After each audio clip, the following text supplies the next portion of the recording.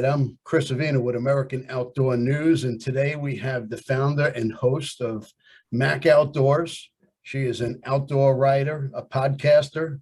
She sits on multiple boards and committees for SCI, Colorado delegate for DC Project, and just a great champion for the outdoor lifestyle. Please welcome Mia Anstine. Mia, thank you for coming on. Thanks for having me. It's good to see you virtually since we haven't been in person in a while. About 2 years. It's crazy. Yeah. You know, we know each other, God, it has to be like 10 years. And I have to say, it really has been an experience, an enjoyable experience, watching you grow in the industry, because you were kind of like the go-to girl. You were always available for everything. You don't say no. How do you do it? I do say no. For people in the industry, and especially people who need to be mentored, I always say I'm a mentor, but I try to be available for people who have questions or need help and stuff like that. I always say my door is open, and especially a lot of people say, oh, you're busy, you should close your door and make a schedule and make people make appointments. And even for my family, it's just like, no, if you need to talk, I'm here. Or if friends need something, I'm like, okay, I'm here. And if I need to push back my schedule where I'm writing at midnight, then I write at midnight. I'm usually asleep by that time. I'm at the gym at 6 a.m. So I need at least my 8 hours of beauty sleep. It hasn't worked, but well, I try to get my sleep too. I mean, you definitely need it to recuperate and recover from anything. So rest is important. No, but it's not. I also feel like I'm Eastern time, and when I'm up at 6, you're up at 4. So yeah. I don't know where you're getting your sleep from. I go to sleep before the sun goes down. Unless I'm behind on a deadline, then I do what I got to do. Now, most recently, you got involved with the DC Project. Yeah. Now, I think that's pretty topical right now, what's going on with Kyle Rittenhouse and the attacks on the Second Amendment. Tell us about the DC Project. Yeah, so I've been a part of the DC Project for about 4 or 5 years, and have traveled to DC with the women of the DC Project a few times. And before that, I had gone to Capitol Hill to testify for the GOP about the universal background check bills that were in the House at the time, that they actually passed the House the day that I was on Capitol Hill testifying. But because of the Second Amendment and because of my upbringing, really, I understand there's a need for self-defense. There's a need to protect yourself. I live in a rural area. I live pretty far from any first responders showing up. And out here, you have to have a means to protect yourself. I grew up in Southwest Colorado in a little tiny town. And then my parents divorced and I went to San Diego to the city, and that's where I lived. And so I understand both worlds, and in the city as well, you need to be able to protect yourself. And if you can't carry a firearm, you need to learn how to either do hand defense or carry other means, either devices or mace or different things to protect yourself. But I always say, don't just have one way to protect yourself, have multiple. And when I went to Capitol Hill to testify, part of the universal background check law is I can't lend somebody a firearm. In Colorado, we have universal background check laws. Yes. And one of my friends had been attacked and had his throat slit by an illegal immigrant. And his wife ended up having to go back home. That guy had come to their house way out in the middle of nowhere. And she had to go back home, and she didn't have her own firearm, but I also couldn't lend her one. And she had to be there because they have animals to take care of as well. And so it was like, I can't lend this to you without you going to the store and me basically giving you my gun, and legally it's hers then. And I wouldn't be able to get it back if she decided she wanted to keep it. So there's so many nuances with those background check bills. But once on Capitol Hill, I met Shana Rivas, who is a DC Project delegate from Florida. And she kind of showed me around and how to approach legislators there in DC. And that's how I had told Diana Mueller that I wanted to be a part of it, but we just hadn't worked details out quite yet. She had gone 1 year before that or 2 years before that. And so that kind of pulled me into that. And I had always gone to the Capitol here in Colorado, and it's 6.5 hours away from where I live, but I go up there to testify on gun issues and wildlife issues. So it kind of seemed to me like it fits. I mean, yeah. I think everybody says, I don't want to get into politics, but it's like, I would encourage your listeners, and like just before we started recording, I encourage you, like, get into teaching, hunter education. You can't rely on someone else to do it for you. And that's how I really got started. Was I went for the Sportsman's Day at the Capitol in Colorado. And as I said, I'm 6.5 hours away, and I had heard about this day over the years. Well, I ended up having something to do in Denver. So I was like, hey, while I'm there, I'm going to go join all the sportsmen at the Capitol. And I was pretty excited. And I got there, and there were like 9 of us there. Wow. I thought it would be 100, maybe 70, I thought there would be a lot of people there. And there was a letdown. Yeah. And that was actually the day I decided, I'm like, I can't rely on someone else to defend my traditions, my heritage, my right to self-defense. And if you go to the Capitol for Second Amendment issues, there are hundreds of Moms Demand Action. And that's kind of what DC Project is, the counter to that, because a lot of people think of gun owners as old men with beards and plaid jackets, and it's like, no, I'm a gun owner. If you want to see what a gun owner looks like, here I am. And I'm an instructor and educator, but I just encourage people, like, don't think that someone's there speaking for you, because there may not be. And more than likely is not. Now, with this Kyle Rittenhouse, I watched him on Tucker Carlson last night, and this kid is so well-mannered, well-spoken, just an average, everyday kid thrown into a situation where he couldn't have put it better. It was all right to defend ourselves on trial, not Kyle Rittenhouse. And, that really struck a tone. He's well beyond his age. Right. And he probably was before that happened. And now he's even more because of what he's been subjected to, because it's not like you're innocent until proven guilty. He's guilty until he was proven innocent. And thank goodness he was proven innocent. But there's so many nuances to that story. And we can all say shoulda, coulda, woulda. But also, and as we're just talking about DC Project and Diana Mueller being a retired police officer, I right away think of the police. And like I said, where I live, it's a long ways for a police officer to come and get a bad guy out of my house. Yeah. But the police were told to stand down. The police are being defunded everywhere, and all that stuff is going on.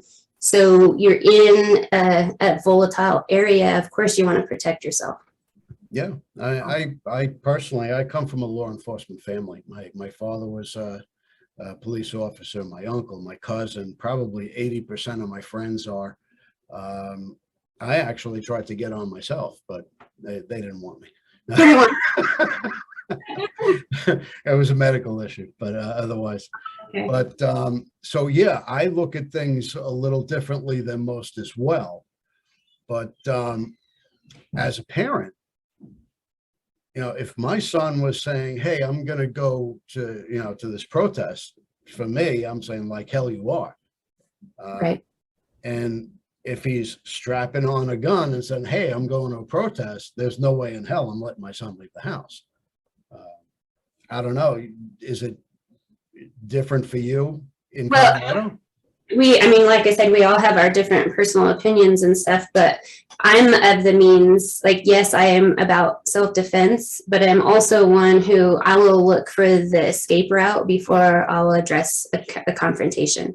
Yeah. Anywhere I go, I'm like, okay, it doesn't have to be in an area that anyone's aggressive or anything like that. But if I walk into a conference at SHOT Show, I'm like, okay, which way do I go to get out of here? And It's funny you say that. I do that as well. you go into a restaurant, okay, we're sitting here, where do I go to get out of here? And that's kind of more my attitude. I had some of my cousins, they live up in Coeur d'Alene, Idaho, and in Coeur d'Alene, all the residents there, initially when all these protests, and they were going from city to city to protest, and in Coeur d'Alene, they all took their guns out and they lined the streets and said, you're not going to riot and destroy our city. And they were there to protect themselves and their businesses. I don't know what the laws are there for protecting your domain or anything like that, but Yeah. they went out and did that. Here where I live, some people lined streets in one of the small town. I stayed home. And that's just my personal feeling. Like, yes, I do believe you should do something to protect your rights, but also I try to stay out of situations like that. Like you're saying. You don't want to put yourself into that situation. Yeah. Yeah. No, I mean, I'm all about protecting, but also I don't want to be somewhere where I didn't need to be. It's like being in a bar or a nightclub after midnight. Nothing good happens after midnight. Right. Yeah, a friend of ours went to DC on January 6th, and he was like, you guys should come. And we were like, no. No, pass. Thankfully, he wasn't involved in all the scandal, but it's like he could have been, Sure, and very easy. That's not something I would have wanted to be involved in, Yeah. So now you're involved in numerous committees and boards for Safari Club International. Yep. I know getting involved as a board member on SCI or DSC, like I'm involved with, that's an initial step. That's how they rope you in. Hey, we got this committee. You want to sit on this committee? And you know what, though? That's something that I always tell people if they want to be involved and help, just be on a committee. You don't have to be on a board. You can be on a committee and help with the membership drive. You can help with a banquet. You can help with an archery event. I have some friends that love archery and they just help with an archery event. I personally joined SCI. And same with NRA way back in the day. I joined them because they're the organizations that were at the Capitol lobbying for our rights. Yep. And now the NRA is a totally different story, and we could talk about that later if you want to. But SCI they lobby for our hunting rights around the world and help protect that tradition. And I actually ended up, like you said, on a board for our local chapter because members had fallen out and stuff like that. So they were like, okay, join the board. And they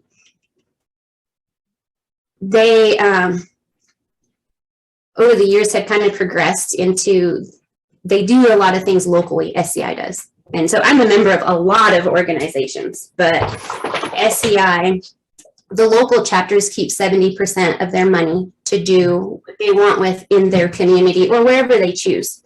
But with that 70% funds, before I had even joined, my daughter was in the NRA YHEC program, which is the Youth Hunter Education Challenge. And the SCI chapter would donate to those kids so they could travel to competitions or if they needed ammunition or, whatever they needed.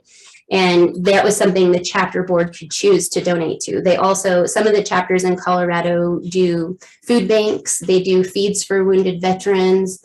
They, there's so many things that they do. I can't even tell you all of them, but there's so many things that they can choose. They do fly fishing things. We do a youth fishing derby. And so they get to choose that. And to me, that's really neat because I'm a member of Rocky Mountain Elk Foundation, but all that money goes up there and you can apply for money to use in your area for a project. Yeah. So, it's kind of different. Whereas here, it's like we're raising money from our community for our community. And I love that about SCI. See, I like that we do the same thing with DSC, Dallas Safari Club. The Northeast chapter that I'm involved with, it consists of New York all the way up to Maine. We're the largest chapter. So to do something in every state and, get people involved is really tough. It's really Yeah. tough. It's a big territory. Realistically, it should be broken up into 3 different territories. But I would think so, just because you're so far apart.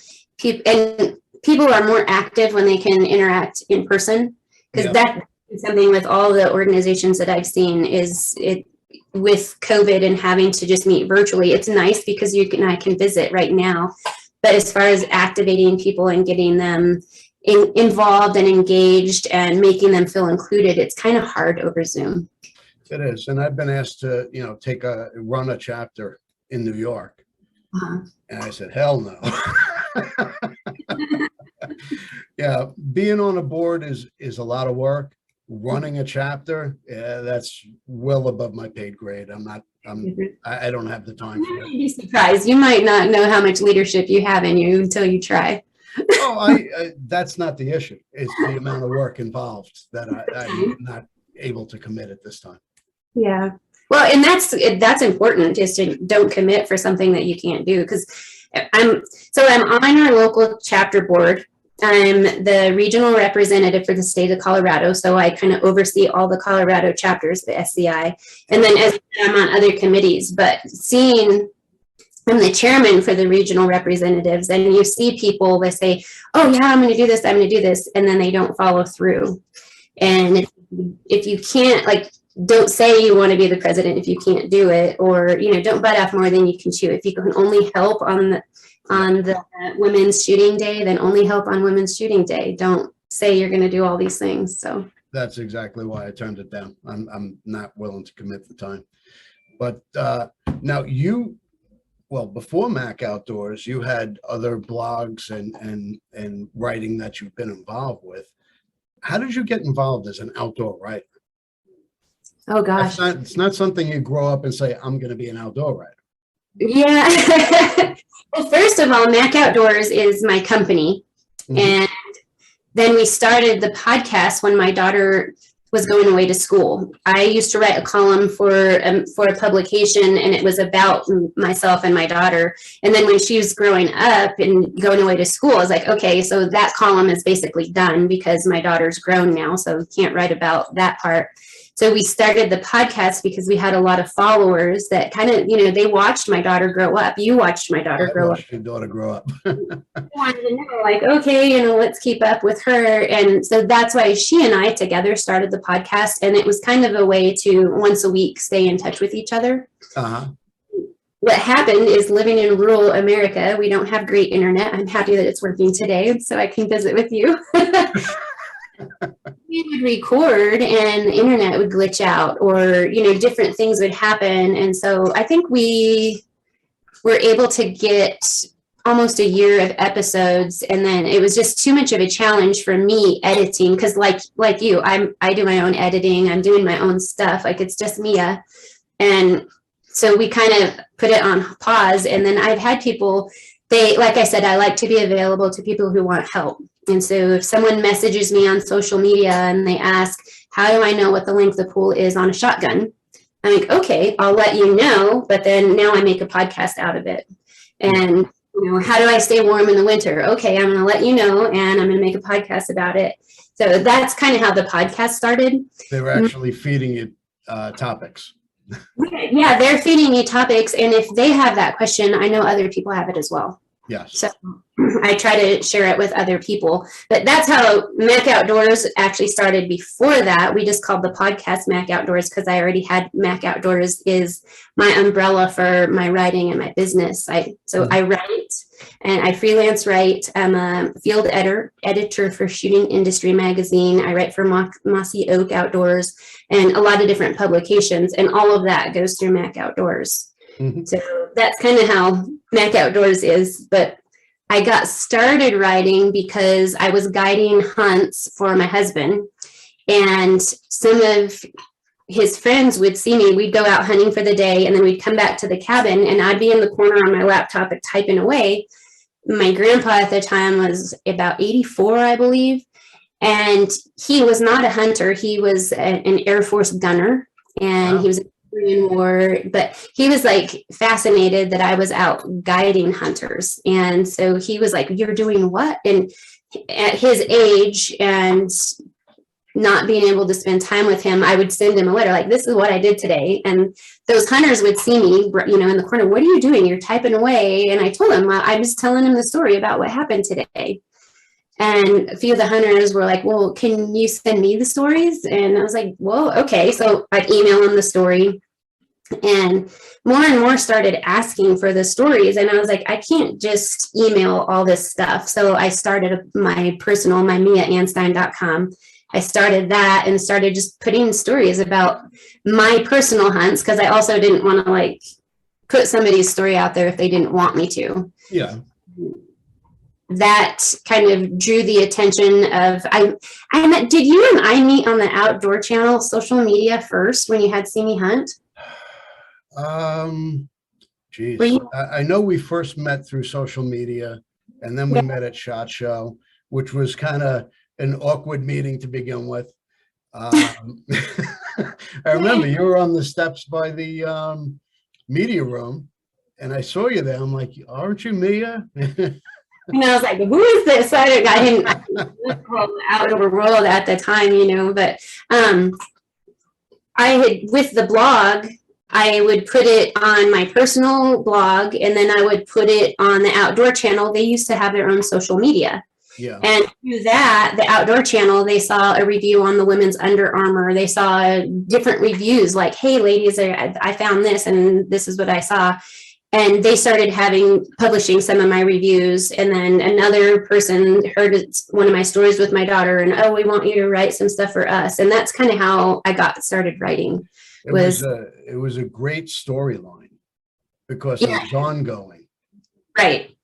And I still could do that as an ongoing, but it's just, I don't know, it's different than it was like, here's this little girl and we're growing her as she goes into hunting, and her ups and downs and my ups and downs. And so she's a budding writer herself now. So she's studying journalism. She initially wanted to be a news commentator. She loves Katie Pavlik and wanted to be Katie. And she and Katie are friends, actually. But once all the politics started going on in 2016, like the violent, aggressive politics, she just decided, no, she doesn't want to do that. She is a official photographer for several rodeos, and she does photojournalism for some different magazines and stuff like that. So she's kind of doing what I do, but a totally different angle and different style than what I do. Well, I mean, she definitely got a leg up. She's met some unbelievable people in the outdoor industry, and she definitely got a head start through your work and through your blog. And she even interviewed Ted Nugent, hasn't she? Yes, she interviewed Ted Nugent at the Golden Moose Awards, and that was, she's had some ups and downs in the outdoor industry. She's had some good experiences and some definite bad experiences that kind of turn her off with the outdoor industry. Mm-hmm. But Ted Nugent was one of the positive ones. And I've had some people are like, really? Like, they're so surprised. But she was told she could interview people, be in the green room at the Golden Moose Awards for the Outdoor Channel. And so she had 3 questions to ask them and all this. Well, then when it came down to that night, they said, you have 30 seconds with each person. She had 30 seconds with Sarah Palin, like 30 seconds. And so that really put a lot of pressure on her.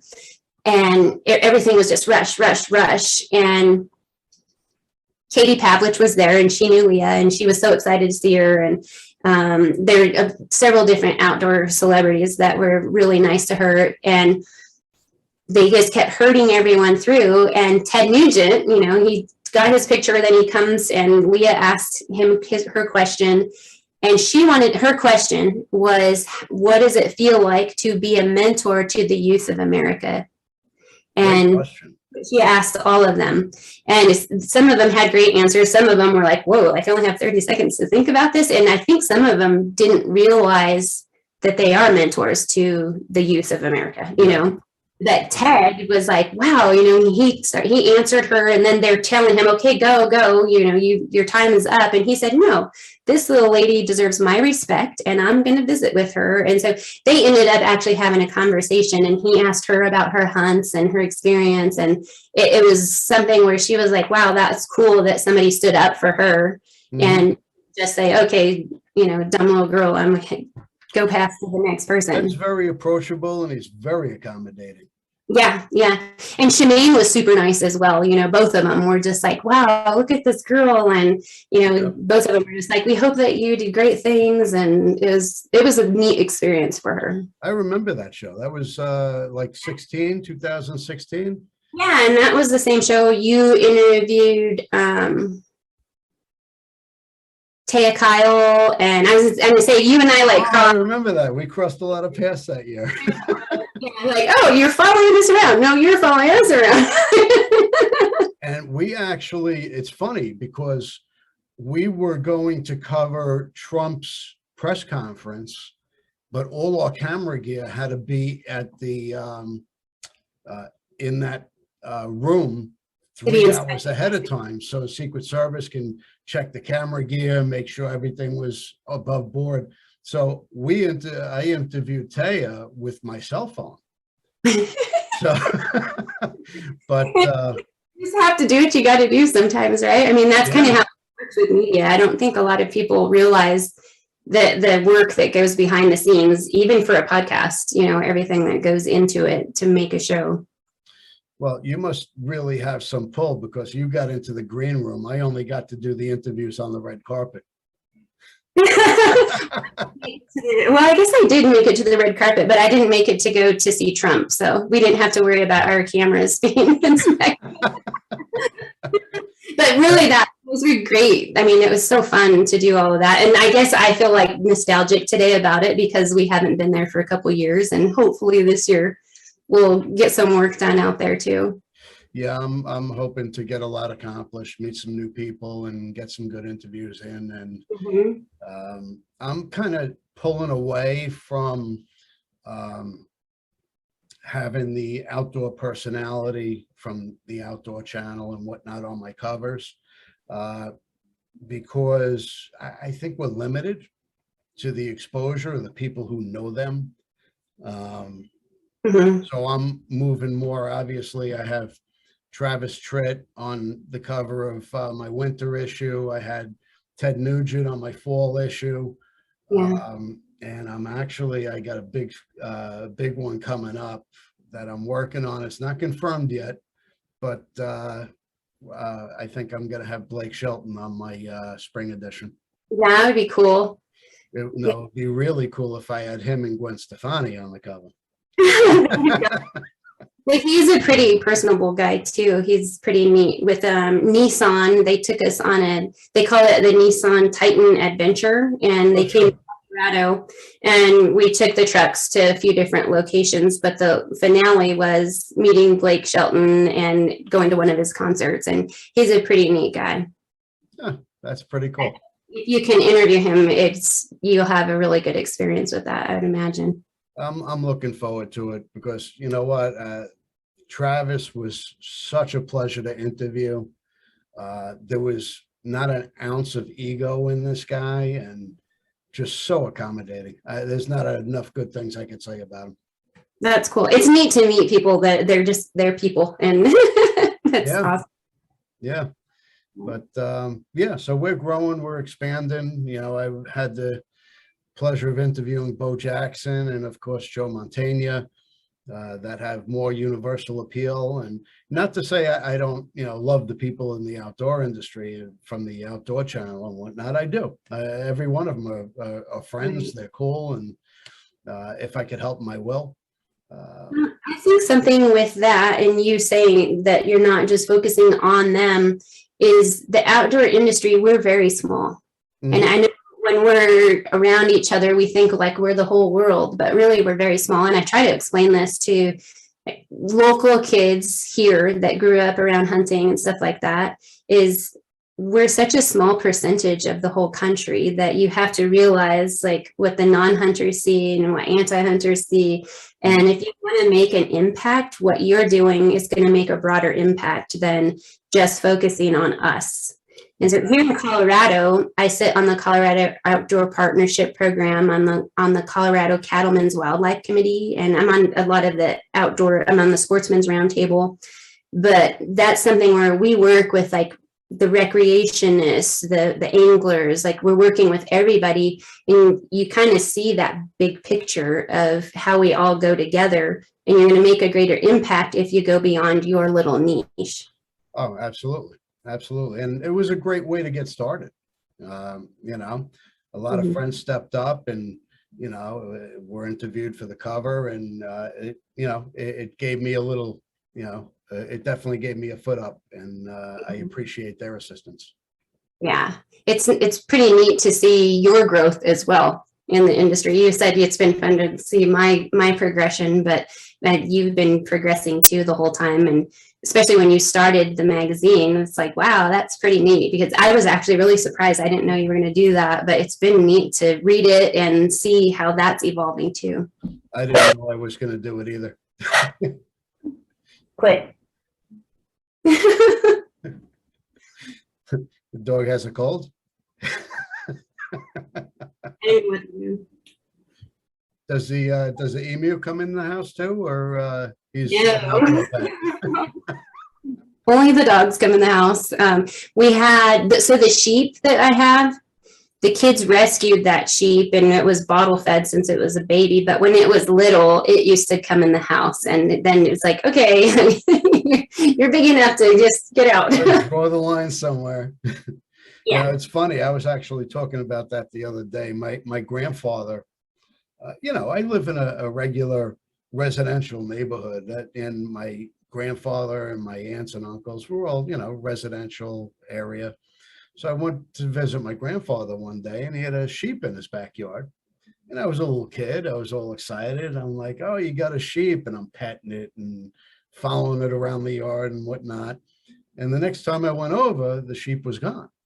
I'm like, oh, what'd you do with the sheep? He said, oh, I had to bring it to a farm where it had more room to run. He ate it.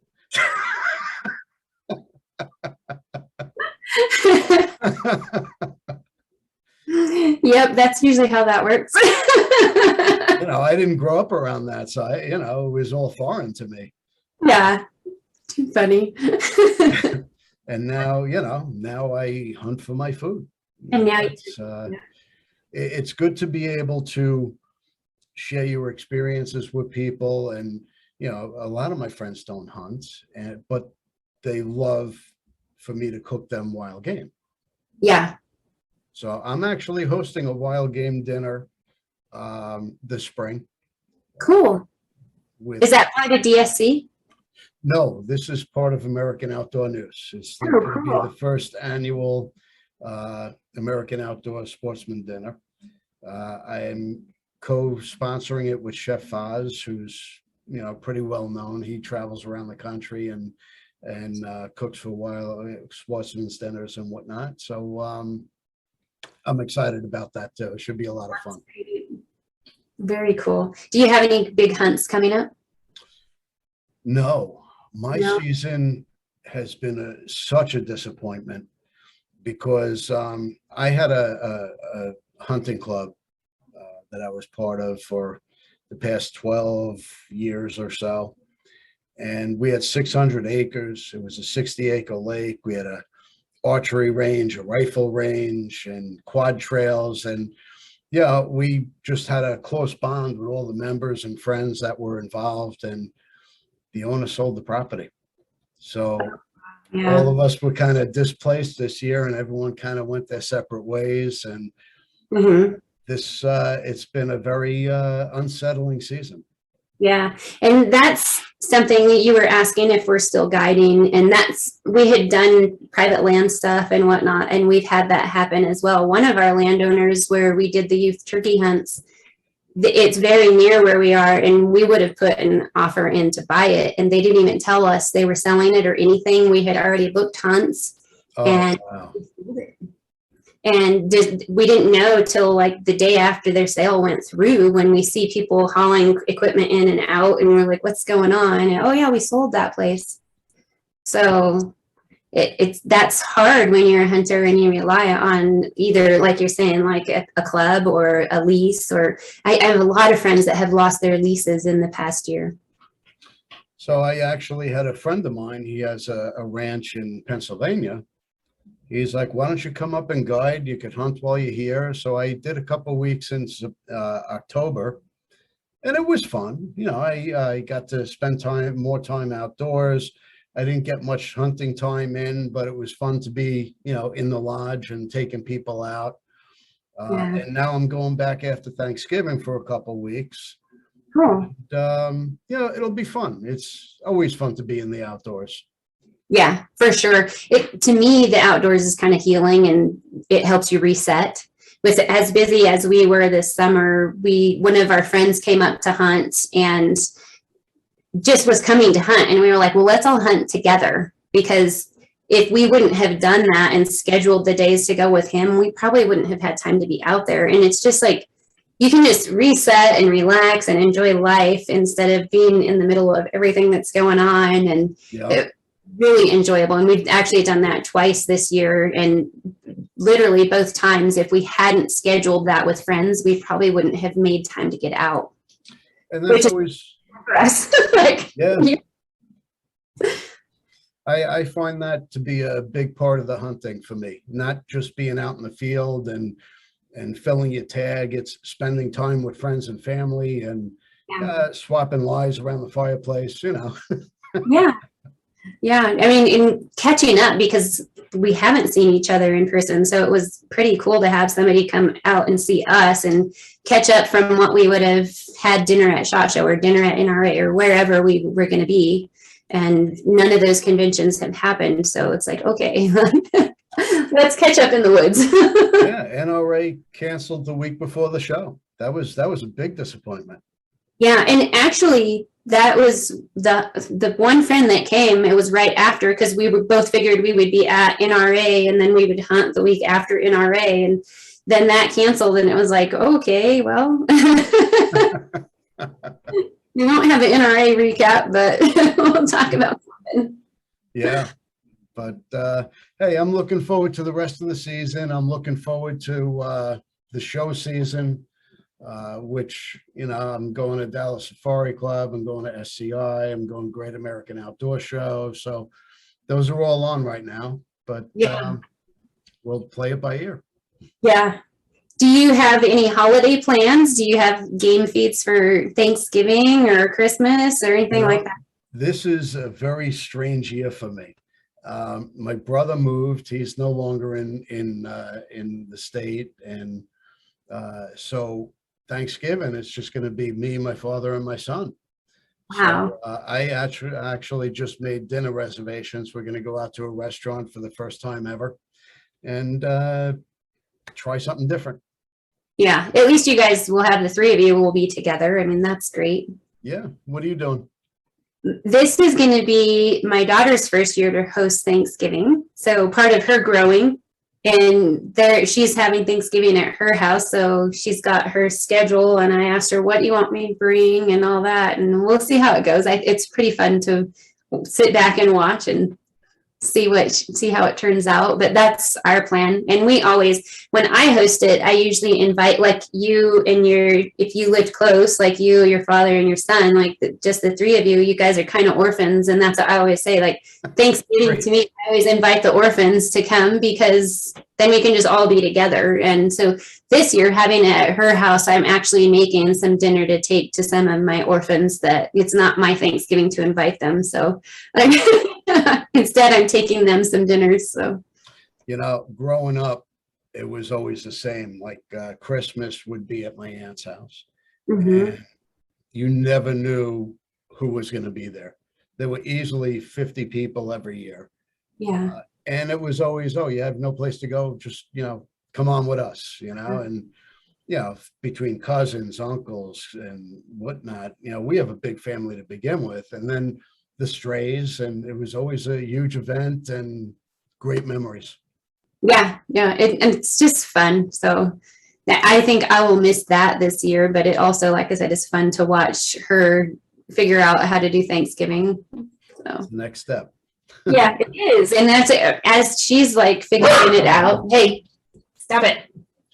As she's figuring it out, it reminds me of when I had mine, when I made my first Thanksgiving. So it's pretty neat to watch it. That's great. Well, on that note, I think we're running out of time, and I want to wish everybody a happy Thanksgiving, a happy holiday season, and a safe and prosperous hunting season. So Thanks for having me on, Chris. it's always a pleasure to see you. Thanks again, and don't forget to subscribe to Mac Outdoors and American Outdoor News.